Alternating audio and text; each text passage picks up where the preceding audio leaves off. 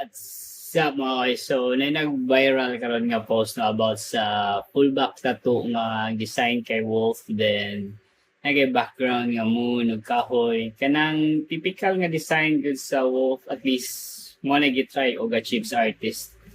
Pero ang end result kay basta kamunlay bahala o describe, ako lang ipakita mga pictures sa post.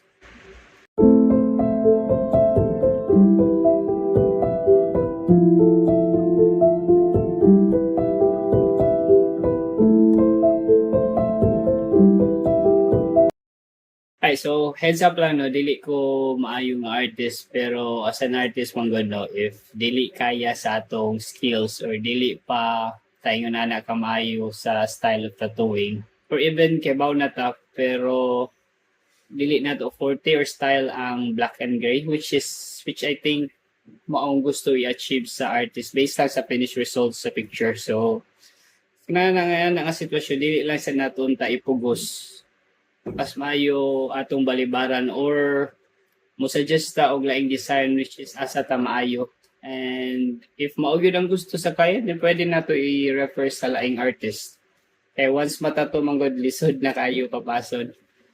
Then sa magpatato sa no, before sa mo magpatato, i-research po ninyo ang artist kung mao ba iyang specialty or forte. Kaya ang mga artist ko din, lain na forte na ay maayos sa black and gray, neotrad, realism, or tribal. Or pwede sa ninyo basihan ng mga previews niyang gitato. So dili kay bantog barato na mo, go na dayon mo.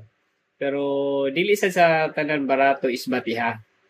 Bati na dayon kay naidaghan mga bag-o pang artist nga naagi skills. So born gid sila with skills, kailangan lang i-enhance. So mao nang mag-start sila barato nga price. So mao na, so before mo magpatato kinahanglan gyud mag-research and mo nag-ingon nila nga think before you ink. Before ni nato yan ang video nato, doon ta mo saon para maka-earn mo og kwarta sa TikTok. Mga kwarta kaning TikTok bisan pag kanang gamay ra kag followers sa 441 la. Ano na hari kaning ping ari sa as. Kung ano mo dira, sa nakay option na tanaw mag-watch ba ka or is mag-search ba ka 18 times. So, timahon na nimo, then sample watch ta. Gumawa ng peanut butter. Konti na ko'y 300,498 points. So, wato nila to may mo 3,500. Wala na, claim na. So, claim na nata dahil. Pak! Ini-claim na to na. So, maka-ilingan na tayo, get. Nanay ko 1,000 points. So, nanay ko 16 pesos. So, nata, withdraw. Taon ta mo legit yun niya. So, withdraw na to. Ops. So, minimum ma-withdraw is 3 pesos or 500. So, pabuto na rin mo 500. So, mori mo buhaton. Magsira kag search. Magsira kag kanang talutan ng video sa TikTok. So, mga kwarta na ka. So, nanay ako Gcash dyan o. I-withdraw din na nato. Ops. Withdraw.